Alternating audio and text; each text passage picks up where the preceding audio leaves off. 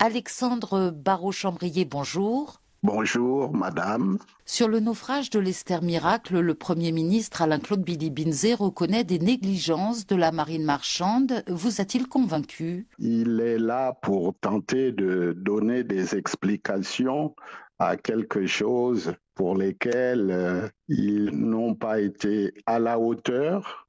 Comment a-t-on pu laisser ces navires non conformes aux normes de sécurité effectuer du transport de fret et de passagers? Comment expliquer que les secours ne soient arrivés que plus de 3 heures après les premières alertes pour un navire qui était à quelques encablures de Libreville?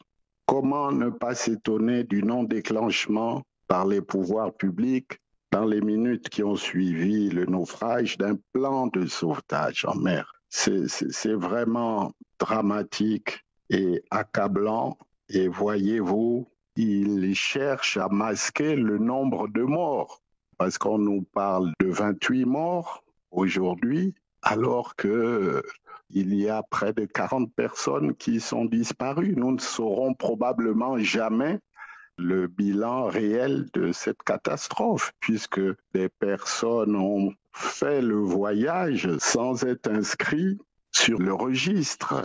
Il faudrait plus de transparence pour dire la vérité aux familles.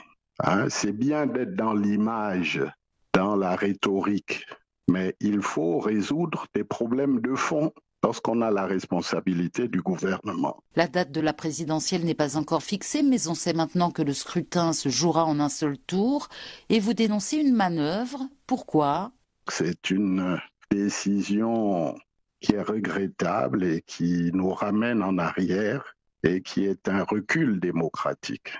Le pouvoir œuvre en sourdine pour la dispersion des voix entre de multiples candidats pour déclarer Ali Bongo vainqueur avec un faible score. Et cette année, il n'y aura pas d'observateur de l'Union européenne. Le Premier ministre, Alain-Claude Bilibinzé, explique qu'en 2016, ils ont contribué à aggraver la situation par des déclarations intempestives qui ne tenaient pas compte des réalités selon lui. Il peut raconter ce qu'il veut. Il s'agit d'éviter que leur tentative de fraude et de triche soient mises à nu. Les observateurs de l'Union européenne ont fait la preuve de leur neutralité, de leur impartialité en 2016.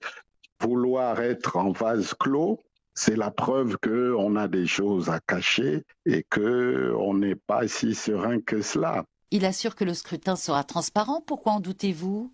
Mais on ne lui fait pas confiance parce que avec un recul d'un scrutin à un tour, avec un représentant du CGE, du Centre gabonais des élections, qui est du Parti démocratique gabonais, nous ne savons toujours pas la date de cette élection.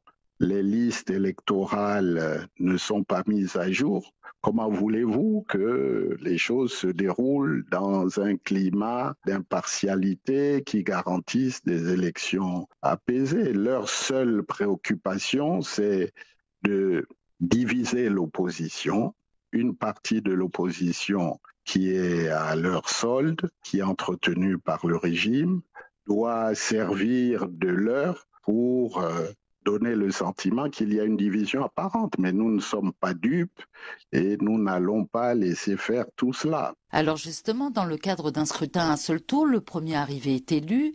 Cela veut dire qu'il va falloir un candidat unique, soutenu par les principales forces d'opposition. Ça n'a pas l'air d'en prendre vraiment le chemin en ce moment. Il faut se méfier des apparences. Nous travaillons pour cela avec d'autres partenaires qui sont engagés en faveur du changement. Le retour au scrutin à un tour nous montre l'impérieuse nécessité du rassemblement autour d'une candidature crédible et consensuelle. Mais on voit une opposition qui n'arrive jamais à se mettre d'accord. Qu'est-ce qui peut changer? Écoutez, ce qui va changer, c'est que au fur et à mesure que nous allons nous rapprocher de ces élections, à partir de là, chacun devra prendre ses responsabilités, renoncer aux ambitions individuelles, taire les égos pour faire avancer le Gabon. Est-ce pour cela que vous n'avez pas encore officialisé votre candidature? Nous sommes dans une logique de recherche d'une union. Donc ce n'est pas mon avenir personnel qui est en cause. Le moment venu, nous nous prononcerons. Y a-t-il au moins un mécanisme de désignation qui est déjà prévu entre vous? Non, madame, nous n'allons pas rentrer dans les détails qui pourraient créer encore d'autres réactions. C'est quelque chose que nous devons définir tous ensemble et qui soit accepté. Il faut être raisonnable et faire confiance aux femmes et aux hommes pour créer les conditions qui permettent effectivement à l'opposition non seulement de gagner, mais de faire en sorte que, contrairement au passé, que celui qui sera vainqueur puisse effectivement gouverner le pays. Tout est possible lorsqu'on a la volonté, la détermination et surtout lorsqu'on a le peuple avec nous. Et les Gabonais n'accepteront jamais que ce qui s'est passé en 2016 se reproduise en 2023. Par ailleurs, le Premier ministre a rejeté tout geste de clémence à l'égard de l'ancien directeur de cabinet du chef de l'État, Brice Lacruche-Alianga, et du syndicaliste Jean-Rémy Yama, qui est en détention préventive depuis 1 an. Cela relève de la justice, a-t-il expliqué. Que répondez-vous? Nous devrons faire en sorte de gagner ces élections pour libérer ces malheureux otages qui sont pris en otage parce que il faut tout simplement régler des comptes et garder Jean-Rémy Yama en prison parce qu'on a peur de son engagement et on craint qu'il puisse contribuer à augmenter les forces de l'opposition. Mais qu'à cela ne tienne, vu qu'il n'y a rien dans les dossiers judiciaires, et que la justice est malheureusement instrumentalisée par le pouvoir. Mais dès lors que nous aurons gagné, il sera libéré. Cela ne fait l'ombre d'aucun doute. Alexandre Barraud-Chambrier, merci. Merci.